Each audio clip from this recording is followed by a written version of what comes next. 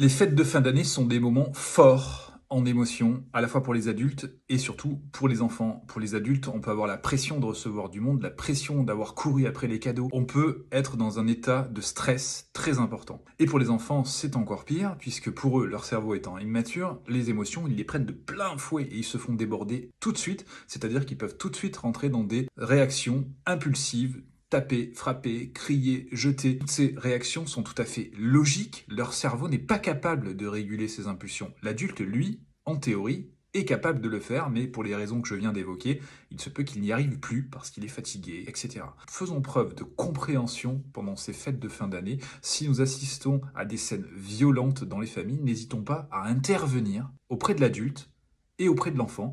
L'adulte a aussi besoin d'être apaisé, l'adulte a aussi besoin de ne pas être culpabilisé, mais plutôt accompagné comme l'enfant. Et on va évidemment également s'occuper de l'enfant si on voit que les situations sont en train de dégénérer. On va peut-être voir avec l'enfant directement si nous sommes calmes, jouer avec lui permettre de redescendre un peu dans les tours.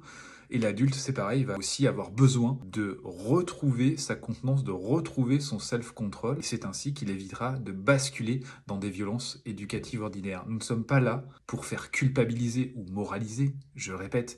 Nous sommes là pour donner des outils pour accompagner au mieux les enfants et les adultes. Les émotions et le stress, c'est l'affaire de tous. Les uns sont mieux dotés que les autres, les adultes, encore que s'ils n'ont jamais été éduqués du point de vue émotionnel, ils ne savent pas réguler leurs propres émotions.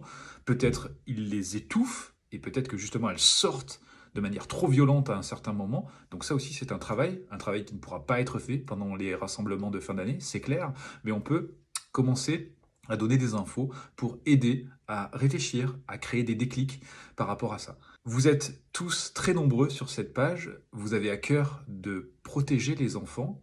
Eh bien, voici une possibilité de le faire pendant ces rassemblements en famille. Oui, on peut intervenir. Oui, on doit intervenir sans moraliser, étant dans une optique d'accompagnement bienveillant, comme on peut le faire avec les enfants. Merci encore à tous et je vous souhaite de très belles fêtes.